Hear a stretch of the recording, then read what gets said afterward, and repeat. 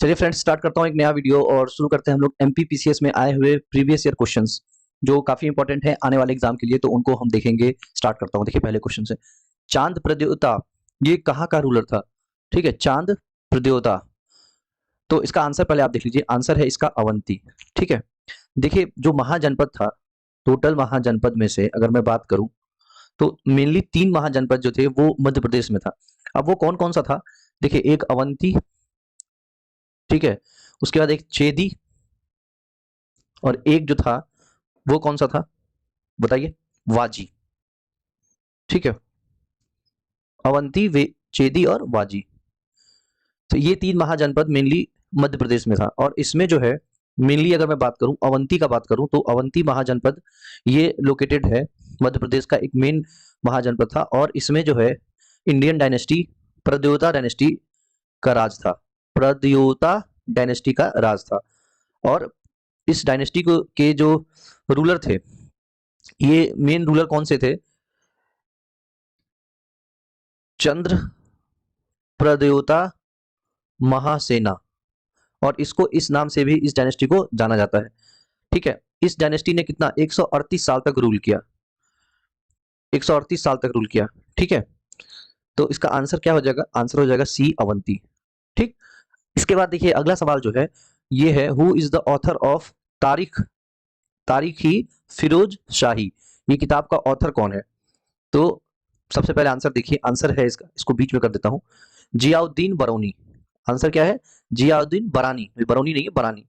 और ये जो बुक है ये इंडो पर्सियन हिस्टोग्राफी हिस्टोग्राफी पे बेस्ड है। ठीक है, और ये मेनली लिखा गया है कब? दिल्ली सल्तनत के टाइम में। दिल्ली सल्तनत के टाइम में लिखा गया है। और मेनली इसको लिखा किसने है? जियाउद्दीन बरानी ने। अब जियाउद्दीन बरानी कौन था? ये एक मुस्लिम पॉलिटिकल थिंकर था जो मोहम्मद बिन तुगलक और फिरोज शाह तुगलक के टाइम में था। मोहम्मद बिन तुगलक और फिरोज शाह तुगलक, पगला शासक के नाम से जाना जाता है ये मोहम्मद बिन तुगलक। तो इसके टाइम में था। और इसमें जो बुक में डेटा है वो क्या है? ये देखिए, गियासुद्दीन बलबन से लेकर फिरोज शाह तुगलक तक का जो डिटेल है उसके बारे में इस बुक में मेंशन्ड है, तारीख ई फिरोज शाही में। ठीक है, जियाउद्दीन बरानी एक फेमस राइटर थे जिन्होंने बहुत सारी किताबें लिखी है। अगर मैं उनकी एक दो किताबें बताऊं आपको इंपॉर्टेंट, तो एक है तारीख ई बारमकी। ठीक है, ये भी एक इंपॉर्टेंट बुक है। ठीक, और बाकी जो ऑप्शन है जैसे शम्सी सिराज आरिफ, ये फिरोज शाह तुगलक में कोर्ट हिस्टोरियन थे। खमीश ऑफ निजामी, ख्वाजा अब्दुल समाद इस्मानी जो है ये, इसकी एक किताब है famous, Khamis Khamis of Nizami option में है, इसलिए इसको जानना जरूरी है क्योंकि हो सकता है कि ये वाला क्वेश्चन उठा ले अब जो एग्जाम हो उसमें। ठीक, और जफरनामा जो है ये सिराजुद्दीन अली याजदी, जफरनामा किताब जो है ये लिखा है इन्होंने, सिराजुद्दीन अली याजदी ने। ठीक है, तो आंसर क्या हो जाएगा? हमारा आंसर बी हो जाएगा। चलिए नेक्स्ट क्वेश्चन देख लेते हैं। 44th क्या कह रहा है? Under which of the following section of schedule caste and schedule tribe rules 1995 material for annual report? तो ये कौन सा सेक्शन है? सेक्शन 18। सेक्शन आपको पता होना चाहिए जो भी इसके अंदर आता है। सेक्शन 18 क्या कहता है? Material for annual report. और स्टेट गवर्नमेंट जो है इसको 31 मार्च से पहले पहले ही फॉरवर्ड कर देगा किसको? सेंट्रल गवर्नमेंट को। स्टेट गवर्नमेंट जो है इस रिपोर्ट को सेंट्रल गवर्नमेंट को सेंड कर देता है 31 मार्च से पहले पहले। ठीक है, क्लियर है? अच्छा, ये जो चीजें हैं schedule caste and schedule tribe rules 1995, ये इसमें 18 सेक्शन है टोटल 18 सेक्शन है। लेकिन schedule caste and schedule tribe act 1989 ये 1995 वाला है जो आपको क्वेश्चन में दिया है। लेकिन 1989 वाला जो है इसमें 23 सेक्शंस हैं। तो एक बार इन सेक्शंस को जरूर आप देख लीजिएगा एग्जाम से पहले, क्योंकि कोई भी सेक्शन उठाया सकता है 1995 और 1989। ठीक है ना? क्लियर है? और कुछ इंपॉर्टेंट सेक्शंस अगर मैं 1995 के बारे में बात करूं तो सेक्शन 4, सेक्शन 8, सेक्शन 12 और सेक्शन 16 ये इंपॉर्टेंट है। सेक्शन 4 जो है ये supervision of prosecution and submission of report, supervision prosecution and submission of report पे है। सेक्शन 8 जो है ये setting of SC and ST protection cell, SC ST protection cell, ये है सेक्शन 8 में प्रोटेक्शन सेल। सेक्शन 12 में क्या है? ये है measures to be taken by administrative district administration, measures to be taken by district administration, ठीक है। और सेक्शन 16 में क्या है, constitution of state level vigilance and monitoring committee, constitution of state level, constitution of state level vigilance and monitoring committee, and monitoring committee. तो ये भी important है, ये सारे सेक्शंस 95 और 89 के 18 सेक्शन ये और 23 सेक्शन ये इसमें से कुछ इंपॉर्टेंट सेक्शन को जरूर देख लीजिएगा, पक्का है कि एग्जाम में आएगा ही आएगा। चलिए नेक्स्ट क्वेश्चन देख लेते हैं। In which year the Hindu widow remarriage act was passed, तो इसका आंसर है 1856, भारत के पहले स्वतंत्रता आंदोलन से एक साल पहले 1856। और इसमें क्या था, ये एक्ट जो है हिंदू विडो रीमैरिज एक्ट, ये ड्राफ्ट किसके द्वारा किया गया था, लॉर्ड डलहौजी के द्वारा किया गया था, लॉर्ड डलहौजी के द्वारा किया गया था, ठीक है। और ये एक्ट पास किसने किया, 1856। देखिए उसके जस्ट बाद कौन आया था, लॉर्ड कैनिंग। डलहौजी के बाद कौन आया था, लॉर्ड कैनिंग, जो पहला वायसराय भी था, इसने इस एक्ट को पास किया था और इसको लीगलाइज्ड भी इसी ने किया था, इस एक्ट को लीगलाइज्ड भी इसी ने किया था, ठीक है। और ये एक पहला ऐसा रिफॉर्म था जो सती को हटाने के लिए सबसे पहला स्टेप, जो कहते हैं ना, ये सबसे पहला स्टेप था। सती जब हटा था, उसके बाद सती कब हटा था, एबोलिशन ऑफ सती। तो एबोलिशन ऑफ सती जो था ये हुआ था 1829 में, और ये किसने हटवाया था, Lord William Bentinck, William Bentinck ने हटवाया था। अगर इंडियन रिफॉर्मर की बात करूं तो इंडियन रिफॉर्मर ईश्वर चंद्र विद्यासागर और राजा राम मोहन रॉय, इन दोनों ने जो है, इन दोनों ने मिलके सती के खिलाफ बहुत सारे काम किए और सती को हटाने में इन दोनों का बड़ा हाथ है। सती को हटाने में राजा राम मोहन राय और remarriage window act Ishwar Chandra Vidyasagar ji का बहुत बड़ा हाथ है, ठीक है। तो इसको आपको ध्यान रखना है। चलिए नेक्स्ट क्वेश्चन देख लेते हैं। अगला सवाल है कि in which a part of the Himalaya Karewa landform found. Karewa landform बहुत फेमस है और बहुत आसान सवाल है ये, इसका आंसर हो जाएगा कश्मीर हिमालय, ठीक है। करेवा कहाँ पाया जाता है, कश्मीर में पाया। करेवा होता क्या है, ये देखिए बहुत सारे प्लेटू, छोटे छोटे प्लेटू एक साथ टेरेस जैसे ऐसे ऐसे छोटे छोटे प्लेटू, ये एक मान लीजिए प्लेटू है, फिर ये एक प्लेटू है, ये एक प्लेटू है, इस तरह के प्लेटू जब फॉर्मेशन हो जाता है इसको बोलते हैं हम लोग करेवाज, ठीक है, इसको बोलते हैं हम। और ये मेनली कहाँ पाया जाता है, कश्मीर रीजन में। एलिवेटेड टेबल लैंड भी कहते हैं इसको, लिटरल मीनिंग इसका क्या है, एलिवेटेड टेबल लैंड, ठीक। और इसमें सबसे ज्यादा सेफ्रॉन की खेती होती है, सेफ्रॉन का कल्टीवेशन, ठीक है। केसर का कल्टीवेशन सबसे ज्यादा होता है इस तरह के एरियाज में। चलिए नेक्स्ट क्वेश्चन देख लेते हैं। अगला सवाल है कि आपको माइनिंग एरिया दिया है और मिनरल वेल्थ दिया है और पूछा है बताइए मैच द कॉलम करिए, ठीक है। बहुत आसान सवाल है। देखिए एक चीज मैं आपको बता दूं, ये कोलार माइंस जो है कर्नाटका में, ये कोलार माइंस जो है ये फेमस किस लिए है, तो कोलार माइंस जो है मेनली फेमस किस लिए है, गोल्ड के लिए, और ये कर्नाटक में सिचुएटेड है। अगर आपको सिर्फ इतना पता है तो आप सी ऑप्शन टिक कर दोगे और आपका आंसर सही हो जाएगा, क्योंकि एक ही ऑप्शन है सी जिसमें 1 से टिक किया हुआ है, ठीक, क्लियर है। तो इस तरह से क्वेश्चन आप कर सकते हो, क्योंकि कोलार माइंस बहुत फेमस है, बहुत ज्यादा फेमस माइंस है, ठीक। अब बात कर लेते हैं बाकी ऑप्शंस। देखिए कलाहांडी जो है ये माइनिंग एरिया, ये मेनली उड़ीसा में है और ये बॉक्साइट के लिए फेमस है। बॉक्साइट आप जानते हैं, बॉक्साइट का सबसे ज्यादा अगर रिसोर्स है बॉक्साइट तो ये हमारे उड़ीसा स्टेट में है नंबर 1 पे, ठीक। तो ये हो गया पहले का तीसरा। उसके बाद जवार क्या है, जवार माइन जो है ये देखिए नाम में ही है जवार माइन, इसमें जिंक और लेड इसका माइनिंग होता है और ये सबसे one of the oldest mine है वर्ल्ड का ओल्डेस्ट माइन है। ये कहां पे है, राजस्थान के उदयपुर डिस्ट्रिक्ट में है, उदयपुर डिस्ट्रिक्ट में है, ठीक है। ओल्डेस्ट माइन है वर्ल्ड का और ये उदयपुर डिस्ट्रिक्ट में है। इसके बाद देखिए तो ये क्या हो जाएगा, जिंक एंड लेड किसके लिए, जवार के लिए। इसके बाद है मोसबानी, तो मोसबानी ये कॉपर के प्रोडक्शन के लिए है और कॉपर के प्रोडक्शन के लिए कहां पे है, झारखंड में। और अगर झारखंड की बात मैंने की तो और भी कुछ माइंस हैं, जैसे हजारीबाग है, सिंहभूम। इसके बाद ये तो बहुत ज्यादा इंपॉर्टेंट है मलंज खंड, अगर आप एमपीपीसीएस का एग्जाम देने जा रहे हैं तो ये नाम याद रख लीजिएगा, मलाज खंड। ये कॉपर की एक्सटेंसिवली कॉपर के लिए यहाँ पे माइनिंग होती है और ये कई बार पूछा गया है, अभी हो सकता है आगे भी ये क्वेश्चन आपको दिख जाए, ठीक है। सारा क्लियर हो गया, चलिए नेक्स्ट क्वेश्चन देख लेते हैं।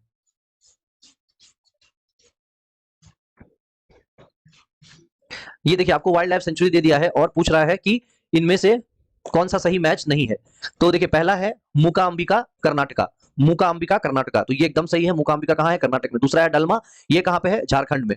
तीसरा है नेयार, छत्तीसगढ़, यही आपका आंसर है क्योंकि ये गलत टिक किया हुआ है। और लास्ट है कोटी गांव, इसको आप ऐसे कर लीजिए कोटी गोवा, क्यों, क्योंकि ये कहां पर है, गोवा में है, ठीक है। याद रखने के लिए कोटी गांव को प्रोनाउंस करिए। अब चलिए बात कर लेते हैं, सबसे पहले नेयार की बात कर लेते हैं। नेयार जो है ये केरल में है, नेयार कहां पे है, केरल में। वाइल्ड लाइफ सेंचुरी है और 1958 में इसको वाइल्ड लाइफ सेंचुरी का दर्जा मिला था, 1958 में। और मात्र एक केरल का ये पार्क है जहां पे लायन सफारी होती है इसमें, ठीक है। और ये कहां पे सिचुएटेड है, ये सिचुएटेड है मराकुन्नम आइलैंड, मराकुन्नम आइलैंड पे सिचुएटेड है। और इसमें मेनली अगर बात करें कौन कौन से जानवर इसमें पाए जाते हैं, तो एक लियोपार्ड है, स्लॉथ बियर है मिलेगा आपको, बार्किंग डियर मिलेगा, बार्किंग डियर मिलेगा इसमें। इसके बाद इसमें आपको मिलेगा नीलगिरी तहर, नीलगिरी तहर ये भी मिलेगा आपको। ठीक, केरल के और भी बहुत सारे इंपॉर्टेंट वाइल्ड लाइफ सेंचुरी मैं आपको बता देता हूं, क्योंकि केरल में बहुत सारे वाइल्ड लाइफ सेंचुरी है। देखिए कौन कौन से। पहला अगर मैं बात करूं तो पेरियार, पेरियार डैम भी आपने सुना होगा, ये भी केरल में ही है। इसके बाद वायनाड, ये भी आपने सुन रखा होगा वायनाड। इसके बाद शेनदुरेने, शेनदुरेने, शेनदुरुने प्रोनाउंस कर लीजिएगा आप भी। इसके बाद है पारंबीकुलम, पारंबी पारंबीकुलम, ये सब कहां पे है, केरल में है। एक इससे भी ज्यादा इंपॉर्टेंट है इडुक्की, ये इडुक्की डैम भी है, ये भी इंपॉर्टेंट है। इडुक्की डैम कहां पे है ये भी पूछ लेता है। ठीक, तो ये सारे केरल के मेन जो है वाइल्ड लाइफ सेंचुरीज है। अच्छा, मूका अंबिका की मैं बात करूं अगर, मूका अंबिका तो ये कर्नाटक में है मूका अंबिका। और डलमा जो है ये है झारखंड में। डलमा एक डिश भी होता है जो उड़ीसा में बहुत फेमस है, इससे याद रख लीजिएगा। झारखंड में डलमा, और कोटिका बता दिया गोवा में। चलिए नेक्स्ट क्वेश्चन देख लेते हैं। आंसर क्या हो गया, नेहार Chhattisgarh is the right answer. चलिए नेक्स्ट क्वेश्चन देखते हैं। Out of the following during which census decade sex ratio in India recorded sharpest decline. तो शार्पेस्ट डिक्लाइन कब हुआ था, 1961 से 71 में। ठीक है, सबसे ज्यादा डिक्लाइन हुआ था। और कितना डिक्लाइन हुआ था, देखिए 1961 में जो सेक्स रेशियो था ये था 941, कितना था 941। और ये 1971 में कितना हो गया 930, यानी 11 का डिक्लाइन हुआ था। और ये नॉर्मली तो बहुत कम लग रहा होगा आपको, लेकिन इंडिया लेवल पे जब आप बात करेंगे तो ये बहुत ज्यादा, हजार में आप देख रहे हो ना, तो हजार में 11 है। जब आप इसको 150 करोड़ में देखोगे, या उस समय चलिए 100 करोड़ मान लीजिए, 100 करोड़ में जब आप देखोगे तो ये बहुत ज्यादा वैल्यू हो जाएगा। ठीक है, तो सबसे ज्यादा कब डिक्लाइन हुआ था, 1961 से 71 में। अच्छा, इसके बाद जो है सेक्स रेशियो, इस समय अगर बात करें हम लोग 2011 सेंसस के हिसाब से, क्योंकि 21 में सेंसस हुआ नहीं, तो 11 सेंसस की बात करें तो कितना है सेक्स रेशियो इस समय, 943, 943 है सेक्स रेशियो। और हाईएस्ट सेक्स रेशियो कहां पे है, हाईएस्ट सेक्स रेशियो है केरल में। हाईएस्ट सेक्स रेशियो कहां पे है, केरल में। ठीक, लोएस्ट सेक्स रेशियो कहां पे है, हरियाणा। हालांकि बहुत इंप्रूव किया है हरियाणा, लेकिन अभी 2011 सेंसस के हिसाब से सबसे लोएस्ट हरियाणा है। और हाईएस्ट यूनियन टेरिटरी में हाईएस्ट सेक्स रेशियो कहां का है, पौंडीचेरी, पौंडीचेरी। और सबसे लोएस्ट कहां का है, दमन and Diu, Daman and Diu. और दमन एंड दीव और दादरा नगर हवेली, इन दोनों को कंबाइन करके अब एक यूनियन टेरिटरी बना दिया गया है। ठीक है, चलिए नेक्स्ट क्वेश्चन देख लेते हैं। अभी टोटल 8 यूनियन टेरिटरी है, 28 स्टेट्स है। अगला सवाल है, east west corridor golden quadrilateral connects which of the following centres. तो इसका आंसर क्या हो जाएगा, सिलचर एंड पोरबंदर। किसको कनेक्ट करता है, सिलचर एंड पोरबंदर। भारत का मैप अब जब देखोगे तो भारत के मैप में आपको सिलचर जो है आपको असम में यहाँ इस जगह के आसपास मिलेगा। और पोरबंदर आपका कहां पे है, गुजरात में है। तो ईस्ट वेस्ट, ये कॉरिडोर कौन सा पूछा है, east west corridor golden quadrilateral का, ये किसको कनेक्ट करता है, इन दोनों को कनेक्ट करता है। ठीक, क्लियर है। और भी अगर कुछ मैं बात करूं, सिलचर बता दिया आपको असम में है, और पोरबंदर कहां पे है, गुजरात में है। और कौन सा नेशनल हाईवे कौन सा रिलेटेड है इस ईस्ट वेस्ट कॉरिडोर से, तो ये है NH27, NH27। ठीक है, क्लियर है। अच्छा, अगर नॉर्थ साउथ कॉरिडोर की मैं बात करूं, नॉर्थ ईस्ट वेस्ट की बात हो रही है, तो नॉर्थ साउथ की मैं कर लेता हूं। नॉर्थ साउथ कॉरिडोर जो है ये किन दो प्लेसेस को कनेक्ट करता है, तो ये करता है श्रीनगर, जम्मू में है श्रीनगर, और कन्याकुमारी, कन्याकुमारी या फिर कोच्चि, इन दोनों को कनेक्ट करता है नॉर्थ साउथ कॉरिडोर। और इसके साथ जो है हाईवे रिलेटेड कौन सा है, नेशनल हाईवे 44, नेशनल हाईवे 44 इसके साथ रिलेटेड है। ठीक है, तो ये याद रहना चाहिए, इसको भूलना नहीं है। अच्छा, लेंथ की बात करूं अगर, कितनी लेंथ है ईस्ट वेस्ट कॉरिडोर की, तो ये है 3300 किलोमीटर। ईस्ट वेस्ट की लेंथ है 3300 किलोमीटर। और नॉर्थ साउथ की लेंथ कितनी है बताइए, 4000 किलोमीटर, 4000 किलोमीटर। ठीक, चलिए नेक्स्ट क्वेश्चन देख लेते हैं। In which district of Madhya Pradesh industrial development centre Banmore situated. तो बानमोर कहां है, बानमोर कहां है भैया, बानमोर है मुरैना डिस्ट्रिक्ट में। कहां पर है, मुरैना डिस्ट्रिक्ट। और मुरैना डिस्ट्रिक्ट कहां पे है, जब आप मैप देखोगे, फिर से मैप बना लेते हैं, फटाफट से बना लेते हैं मैप। कुछ इस तरीके का मैप है हमारे MP स्टेट का, ये कुछ इस तरीके से। और यहाँ पे थोड़ा नीमच बना लेते हैं, ये नीमच थोड़ा ऊपर तक जाता है, ज्यादा ऊपर चला गया क्या, नहीं ठीक है। ये हमारा मैप है। अगर मैं मुरैना की बात करूं, देखिए कलर चेंज करके दिखाता हूं मैं, मुरैना कहां पे है, ये मुरैना है, ये है आपका मुरैना डिस्ट्रिक्ट। ये मुरैना के बगल में ये कौन सा है, ये है भिंड, भिंड डिस्ट्रिक्ट है ये, भिंड। और इधर बगल में कौन सा है, ये है श्योपुर, ये हो गया श्योपुर, ये हो गया मुरैना, ये हो गया भिंड। और ये बीच में कौन सा हो गया, ये हो गया ग्वालियर, ग्वालियर। ठीक है, और नीचे जब आप देखेंगे थोड़ा सा बड़ा साइज में, ये हो गया शिवपुरी, ये हो गया शिवपुरी। ठीक है, ये सारे बता दिए मैंने। गुना अगर मैं बात करूं, गुना, तो शिवपुरी के जस्ट नीचे ये वाला जो है, ये है गुना, गुना। ठीक, गुना के बगल में अगर बीच में देखेंगे, ये हो गया अशोकनगर, अशोकनगर। ठीक, ऐसे बहुत सारे हैं, तो मैं 52 डिस्ट्रिक्ट तो बताऊंगा नहीं। अब हम बात कर लेते हैं इंडस्ट्रियल डेवलपमेंट सेंटर।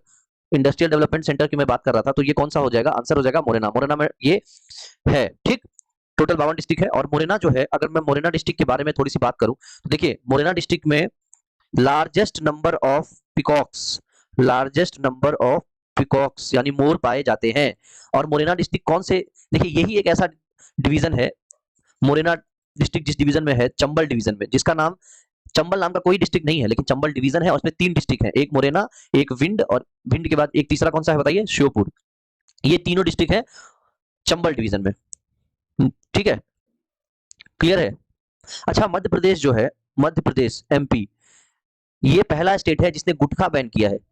गुटखा, वो जो आता है ना पान मसाला, पान बाहर, इसको मध्य प्रदेश पहला डिस्ट्रिक्ट है जिसने बैन किया है। ठीक, चलिए देखते हैं अगला क्वेश्चन क्या है।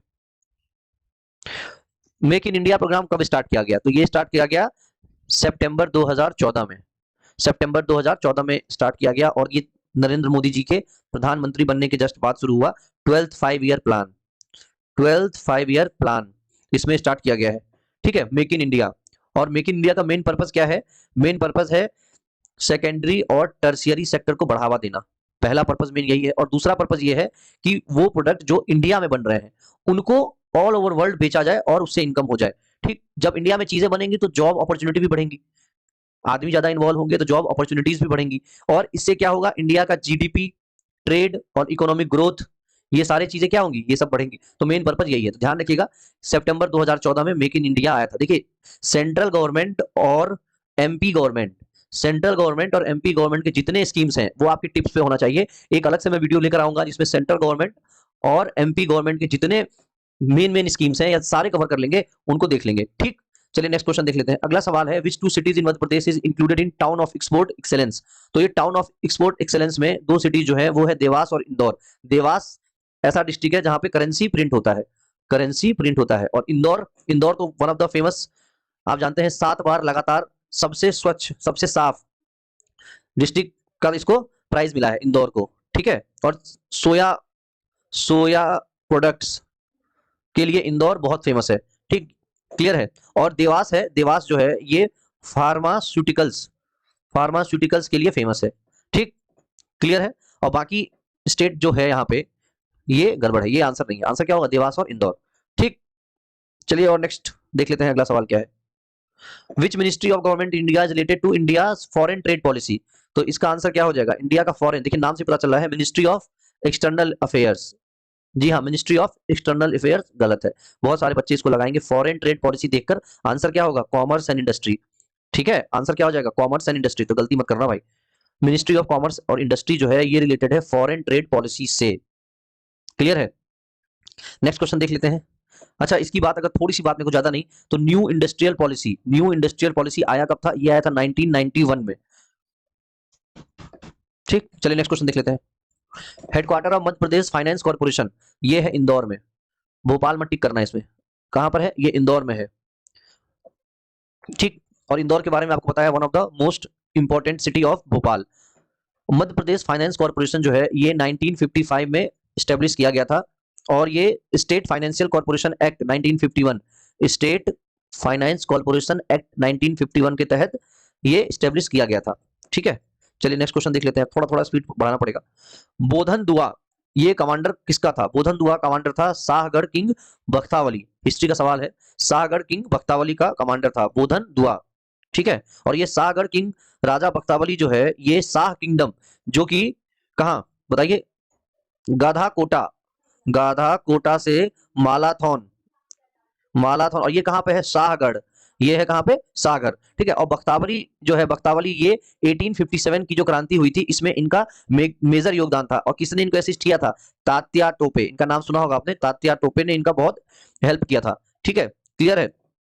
और रानी लक्ष्मीबाई के बारे में आप सब लोग जानते हैं, ये खूब लड़ी मर्दानी, वो झांसी वाली रानी थी। लॉर्ड डलहौजी ने इनके झांसी पे आंख उठाया तो इन्होंने तलवार उठा लिया। ठीक, देखिए एक ये जो इनसे जिनकी लड़ाई हुई थी, ह्यूग रोज, इसने एक स्टेटमेंट बनाया था जब रानी लक्ष्मीबाई की मृत्यु हुई थी कि रानी लक्ष्मीबाई ही एक ऐसी औरत है जिनको मर्द के रूप में मैं देख रहा हूं अपने सामने पड़े हुए, ओनली एकमात्र मर्द, एकमात्र मर्द, क्योंकि सबने शस्त्र डाल दिया था और सिर्फ रानी लक्ष्मीबाई जो है इस आदमी से लड़ाई की थी, और इनका जो वीरता का इनकी ख्याति है दूर दूर तक फैली हुई है और हम सब उससे वाकिफ है। ठीक है, चलिए 57 क्वेश्चन देख लेते हैं। अगला सवाल, अगला सवाल है which of the following is not correctly matched. अब देखिए ये आपको 4 ऑप्शंस दिए हैं, बताना है इसमें से कौन सा गलत है। ठीक है, तो आंसर देखिए इसमें आपको बना के एबीसीडी करके दे दिया है, तो आंसर क्या हो जाएगा, भारिया पटलिया। भारिया पटलिया। देखिए भारिया जो है ये एक द्रविडियन स्पीकिंग ट्राइब है, ये एक द्रविडियन स्पीकिंग ट्राइब है। ये जो आपको दिया है ये गोंड, बैगा, भारिया, कोरकू, ये सब क्या है, ये सब ट्राइब के नाम दिए हैं और ये इसका सब कास्ट है। ठीक है ना, तो भारिया जो है ये मध्य प्रदेश में मेनली पाया जाता है और इसका मेजर कंसंट्रेशन जो है भारिया का वो कहाँ पे है, ये जबलपुर, जबलपुर छिंदवाड़ा डिस्ट्रिक्ट में है। ठीक है, मेनली यहीं पाया जाता है और भारिया ट्राइब को फर्दर कैटेगराइज किया गया है ठकरिया, ठकरिया। ठीक है, इसके बाद बापोथिया, बापोथिया और गदरिया, गदरिया, और भी बहुत सारे नाम है, तो इतना डेप्थ में जाने की जरूरत नहीं है। और ये जो भारिया ट्राइब है, ये भारिया ट्राइब मेनली रिलीजियस होते हैं और हिंदू हिंदू भगवान की ज्यादा पूजा करते हैं। ठीक है, बहुत ज्यादा रिलीजियस होते हैं। देखिए पटेलिया ट्राइब जो है, पटेलिया ट्राइब, पटेलिया ट्राइब की बात करूं मैं तो ये मेनली डिस्ट्रीब्यूटेड कहां पे है, दाहोद, दाहोद पंचमहल डिस्ट्रिक्ट गुजरात में। ठीक है, और अगर मैं बात करूं एमपी के किस डिस्ट्रिक्ट में है, तो ये मेनली जो गुजरात से सटा हुआ है, झबुआ है, ठीक है, धार डिस्ट्रिक्ट है, इंदौर है, तो ये इन सब डिस्ट्रिक्ट में मेनली कंसंट्रेटेड है। ठीक है, चलिए नेक्स्ट क्वेश्चन देख लेते हैं। अगला सवाल है consider the following statement, Mandu is in Dhar district, दूसरा है हिंडोला महल इज इन मांडू डिस्ट्रिक्ट। तो दोनों सही है भाई, इसमें तो दोनों सही है। मांडू जो है वो कहां है, धार में है, और हिंडोला महल जो है ये मांडू में है। ठीक है ना, मांडू है क्या, देखिए मांडू जो है ये एक एंशिएंट फोर्ट सिटी है, एंशिएंट फोर्ट सिटी, और ये सेंट्रल मध्य प्रदेश के सेंटर में है और धार में है, तो पहला स्टेटमेंट ट्रू हो गया। और ये Afghan, Afghan architectural heritage, architectural heritage के लिए फेमस है। ठीक, क्लियर है।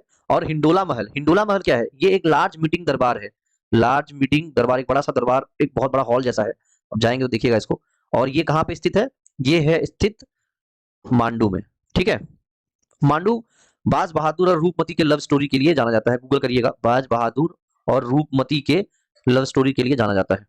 ठीक, मांडू में और भी चीजें हैं बहुत इंपॉर्टेंट, आपको अगर याद रखना है तो देखिए जहाज महल मिलेगा आपको मांडू में, जहाज महल। और इसके अलावा अगर आप देखेंगे जामा मस्जिद, जामी मस्जिद, जामी मस्जिद आपको मिलेगा मांडू में। फिर आलमगीर दरवाजा मिलेगा आपको मांडू में, आलमगीर दरवाजा। ठीक है, होसंग शाह टॉम मिलेगा आपको, होसंग शाह टॉम, ये भी आपको मिलेगा मांडू में।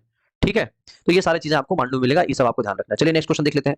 अगला सवाल है where is the fair of जैज बिहारी ऑर्गेनाइज्ड।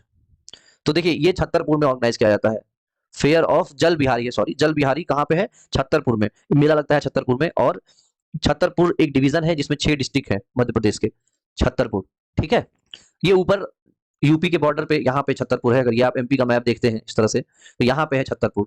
छतरपुर के आसपास कौन सा डिस्ट्रिक्ट है, इधर है टीकमगढ़ इस साइड, और ईस्ट में है सतना, ईस्ट में है सतना, और इधर है टीकमगढ़। ठीक है, क्लियर है। देखिए कुछ और फेस्टिवल अगर मैं बात करूं तो लोक रंग एक फेस्टिवल है जो भोपाल में मनाया जाता है, भोपाल में। उज्जैन में अगर आप देखेंगे तो उज्जैन में है अखिल भारतीय कालिदास समारोह, अखिल भारतीय कालिदास समारोह, ये मनाया जाता है उज्जैन में।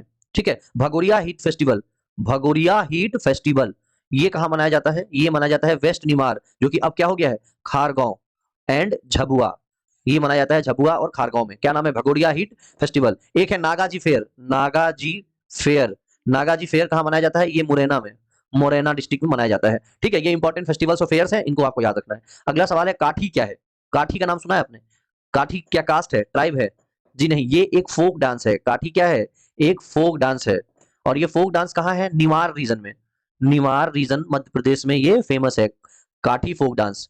अगर मैं फोक डांस की बात करूं तो एमपी में कौन कौन से फेमस फोक डांस है, एक रीना डांस है, रीना डांस फेमस है एमपी में, और ये कौन करता है, बैगा और गोंड ट्राइब्स, बैगा और गोंड ट्राइब्स मेनली करते हैं। फिर है चटकोरा डांस, चटकोरा डांस, चटकोरा डांस, और ये कौन करता है, ये करती हैं कोरकू ट्राइब, कोरकू ट्राइब की औरतें करती हैं चटकोरा डांस। फिर भगोरिया डांस है एक, भगोरिया डांस, भगोरिया डांस, ये भील करते हैं, ये बहुत इंपॉर्टेंट है, ये भील्स करते हैं भगोरिया डांस। एक है मटकी डांस, मटकी डांस, और ये मटकी डांस जो है ये मालवा रीजन में मेनली गदरिया कास्ट करती है, गदरिया कास्ट, मटकी डांस, ठीक है। और एक लास्ट में है सुआ डांस, सुआ डांस ये बैगा ट्राइब मेनली करती है, बैगा ट्राइब्स। तो कौन कौन सा इंपॉर्टेंट हुआ एक बार फिर से देख लेते हैं, एक बार फिर से देखते हैं भैया, देखना ही पड़ेगा। देखिए एक सेकंड कलर में बदल लूं।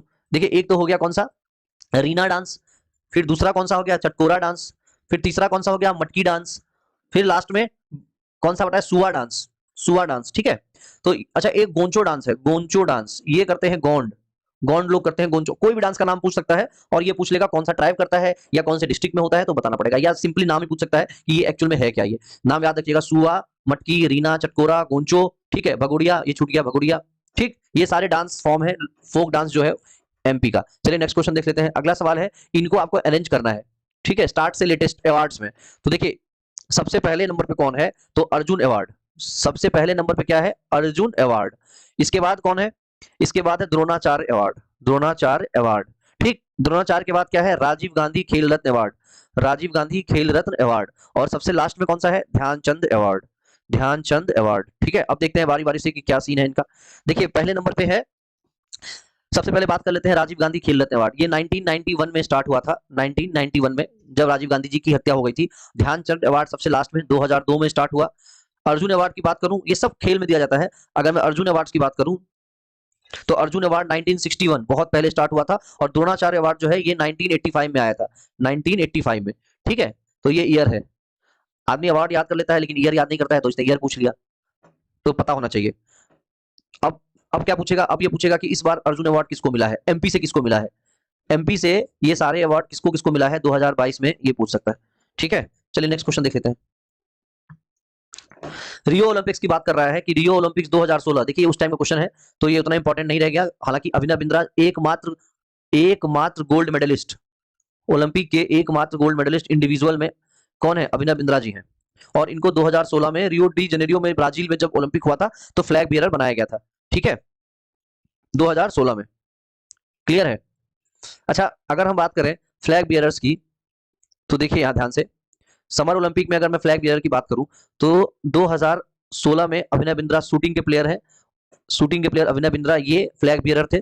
और 2020 में देखिए ये इंपॉर्टेंट हो जाता है, 2020 में मैरी कॉम और मनप्रीत सिंह, पहली बार ऐसा हुआ जब दो लोगों को, मैरी कॉम बॉक्सिंग और मनप्रीत सिंह हॉकी, इन दोनों को फ्लैग बियरर बनाया गया 2020 में, पहली बार ऐसा हुआ था, ठीक है। और अगर नीचे जाते हैं विंटर ओलंपिक्स में, अगर 2022 की बात करेंगे तो 2022 में आरिफ खान जो एल्पाइन स्कीइंग करते हैं इनको फ्लैग बियरर बनाया गया, फ्लैग बियरर बनाया गया है, ठीक है। चलिए आगे देखते हैं अगला सवाल। तो इसका आंसर क्या हो जाएगा, आंसर हो जाएगा अभिनव बिंद्रा, अभिनव बिंद्रा, ठीक है। अगला सवाल है, what was the rank of the India in final medal tally Commonwealth. देखिए 2018 का नहीं पूछेगा आपसे, ये नहीं पूछेगा, हालांकि इसमें रैंक जो थी तीसरी रैंक थी, थर्ड रैंक। लेकिन आपसे जो पूछेगा मैं आपको वो दिखा देता हूं। देखिए आपसे ये पूछेगा कि इंडिया की रैंक जो थी 2000 लेटेस्ट 2022 का जो कॉमनवेल्थ हुआ है उसमें क्या रैंक थी। तो देखिए चौथी रैंक थी इंडिया की, और 203 गोल्ड, 190 सिल्वर और 171 ब्रॉन्ज, ठीक है। तो ये आप टोटल मेडल्स भी याद रख लीजिए कि टोटल कितने मेडल्स मिले थे, 564, इसमें गोल्ड कितना था 203। कॉमनवेल्थ गेम्स में एक अलग से वीडियो बनाऊंगा मैं, सब डिटेल 2022 का डालूंगा, ठीक है, तो टेंशन लेने की। तो ये थे कुछ इंपॉर्टेंट क्वेश्चंस जो पहले आ चुके हैं एमपीपीसीएस के प्रीलिम्स एग्जाम में, ठीक है। ऐसे ही वीडियोस के लिए चैनल को सब्सक्राइब कर लीजिए और बने रहिए हमारे साथ, मिलेंगे नेक्स्ट वीडियो में ऐसे ही इंपॉर्टेंट क्वेश्चन के साथ। Thank you so much, have a nice day.